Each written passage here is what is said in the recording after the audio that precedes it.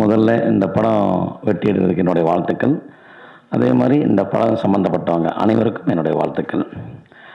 இந்த படத்துக்கு ஒரு மிகப்பெரிய பப்ளிசிட்டி என்னென்னா இந்த டைட்டிலு.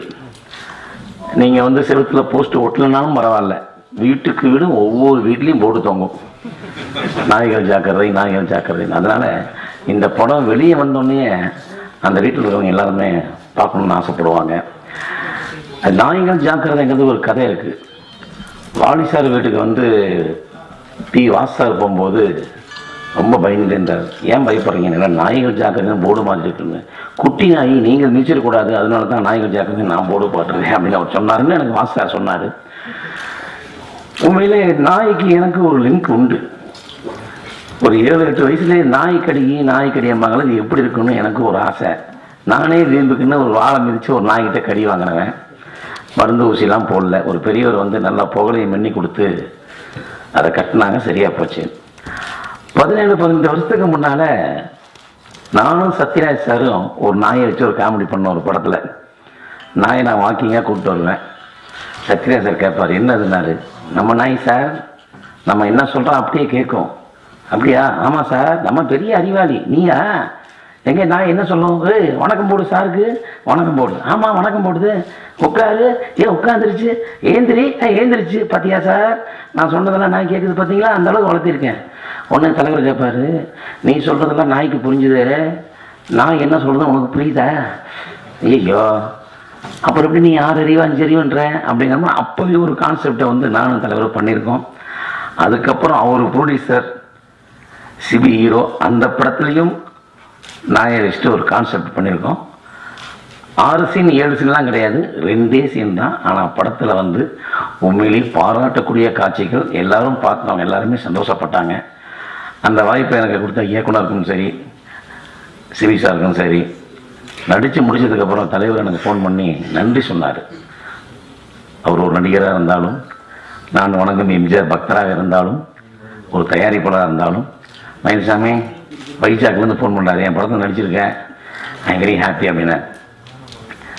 ரொம்ப சந்தோஷமாக இருந்தது. சத்யராஜ் சார் வந்து எனக்கு கிட்டத்தட்ட ஒரு 30 வருஷம். முதல் இரவுங்கிற படத்தில் தான் முதலாக நான் அவரை பார்த்தேன். பிளாக் அண்ட் பிளாக் அப்போவே போட்டிருந்தார். அதுக்கப்புறம் நிறைய ட்ரிப் ஸ்டுடியோவாக பார்த்துப்போம், பேசிப்போம்.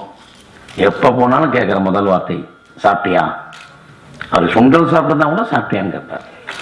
அந்த மாதிரி ஒரு நல்ல மரியாதைக்குரியவர். மரியாதை எப்படி இருக்கணும்னு கற்றுக் கொடுத்தவர். அவர் சேரில் உட்காந்துட்டு இருக்கும்போது பிக் பாக்கெட்டுங்கிற படத்தில் நான் கீழே உட்காந்தேன். மயில்சாமி எந்திரினார். ஏன் தலைவர்? சேரில் உட்காரு. பரவாயில்ல தலைவர். மயில்சாமி, நாளைக்கு நீ ஆர்டிஸ்ட் ஆனதுக்கப்புறம் கீழே உட்காருக்கியா? தலைவரை தம் அடித்தாலும் எப்பயோ அடிச்சிரு, உட்காந்தாலும் எப்பயோ உட்காந்துரு அப்படின்னு சொல்லி கொடுத்தார். சுயமரியாதை சொல்லி கொடுத்தாரு சத்யராஜ் அவர்களுக்கு ரொம்ப நன்றி. அன்னையிலேருந்து தான் நான் வந்து எப்படி நடந்துக்கணும் அப்படிங்கிறது எல்லாம் கேட்பாங்க. ரொம்ப ஜாலியாக இருக்கீங்களே, வயசு 50 ஆகுது, இதை பற்றி கவலைப்பட மாட்டேங்கிறீங்கன்னு. நான் அடுத்தவங்களை பற்றி நினைக்கிறதே இல்லைங்க. நான் கடைசி வரைக்கும் நானாகத்தான் இருக்கிறேன், அதனால் எனக்கு எந்த பிரச்சனையும் இல்லை அப்படின்னு நிறைய பேர் சொல்லுவேன். இதை நான் யார்கிட்ட கற்றுக்கிட்டேன்னா என் தலைவர் சத்யராஜன் தான் கற்றுக்கிட்டேன். எல்லாம் போஸ்ட் அடிப்பாங்க, வாழும் காமராஜர், வாழும் பெரியார், எல்லாம் விதவிதமாக அடிப்பாங்க. ஆனால் என்னை பொறுத்தவரை நடிப்பில் சம்பாதிக்கிற பணத்தை தர்மம் செய்வதே ஒரு தொழிலாக நினைத்து கொண்டவர் என் சத்யராஜ் சார் அவர்கள். இன்னைக்கு நேற்றெல்லாம் செய்யலை. எப்படி அர்ஜுன் சார் அவர்கள் வந்து எம்ஜிஆர் பற்றி சொன்னாரோ அது மாதிரி நான் வந்து இவரை பற்றி சொல்கிறேன். எனக்கு தெரிஞ்ச காலத்துலலாம் நான் யாருக்காவது உதவி பண்ணணும் என்கிட்ட வந்து கேட்டால் கூட, என்கிட்ட இல்லைன்னா கூட நான் ஃபோன் பண்ணி, தலைவரை இந்த மாதிரி ஒரு வயசான ஆர்டிஸ்ட்டு ரொம்ப சீனியரு, பாவம் வேலை இல்லைன்றாங்க, ஏதாவது பண்ணணும், எவ்வளோ வேணும் அப்படி தான் கேட்பாரே தவிர மயில்சாமி நான் பிஸியாக இருக்கேன், அங்கே இருக்கேன், இங்கே இருக்கேன்னு சொல்லவே மாட்டேன்.